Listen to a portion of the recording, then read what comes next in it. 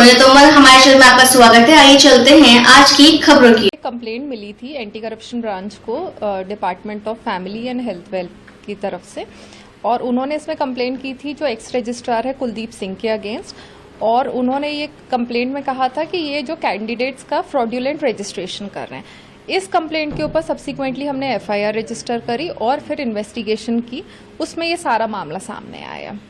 Ma'am, कितने लोगों को अरेस्ट किया गया और ये पूरा किस तरह से चलता था, और जो रजिस्ट्रेशन था वो किस चीज़ का रजिस्ट्रेशन था? ये कुलदीप सिंह जो है ये एक्स रजिस्ट्रार है दिल्ली फार्मेसी काउंसिल के।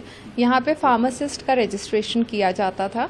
इस सिंडिकेट में अभी तक हमने टोटल 47 लोगों को अरेस्ट किया है एज ऑफ नाउ।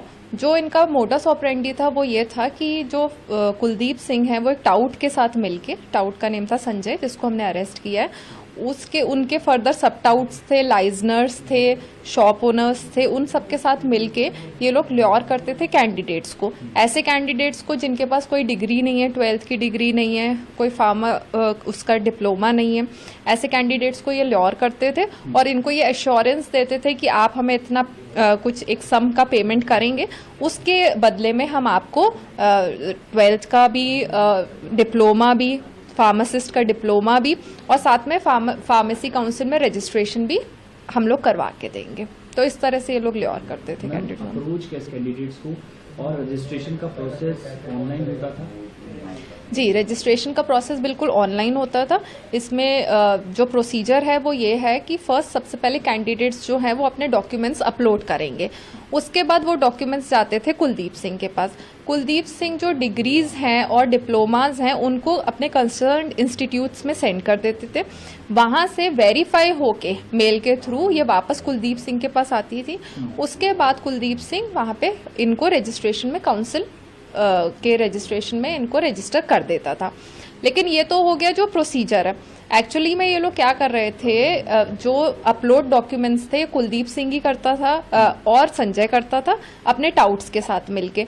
ये लोग कैंडिडेट्स को, ऐसे कैंडिडेट्स जिनके पास अच्छी ट्रेनिंग है लेकिन जिनके पास डिग्रीज नहीं है, जो कि केमिस्ट शॉप्स में एज सेल्स पर्सन काम कर रहे हैं या केमिस्ट शॉप में फार्मासिस्ट के पास हेल्पिंग हैंड्स के तौर पे काम कर रहे हैं, ऐसे लोगों को ल्योर करता था। उनको लालच देते थे कि हम आपको फ्यूचर में आप अपनी खुद की केमिस्ट शॉप खोल सकते हैं और आपके पास एक डिग्री आप ऑब्टेन कर सकते हैं, और ऐसे लोगों को ल्योर करके उसके बाद उनको वो फॉर्म्स एंड ऑल अपलोड करवाते थे उनसे। अप्रोच करने का मैम क्या तरीका होता था? और इन दोनों बाकी जो आपने बताया टोटल 40 जितने हैं, उनकी क्या क्या मतलब वो है?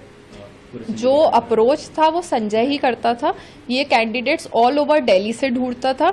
बेसिकली ये टारगेट करता था केमिस्ट ओनर्स को एंड शॉप्स को एंड फार्मासिस्ट कंपनीज को। वहाँ पे जो सेल्स पर्सन होते हैं फार्मेसी कंपनीज में, जो केमिस्ट शॉप्स पे जो हेल्पिंग हैंड्स थे, उनको ये टारगेट करते थे, उनको ये अप्रोच करते थे।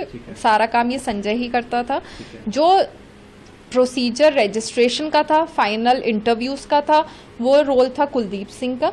वो वहाँ पे फाइनल इंटरव्यूज लेता था कैंडिडेट्स के और उसके बाद इनको रजिस्टर वहाँ पे कर देता था। कितने लोगों का अभी तक नाम इनोवेशन करवाया है और कितने पर हेड पैसे लेते थे लोग?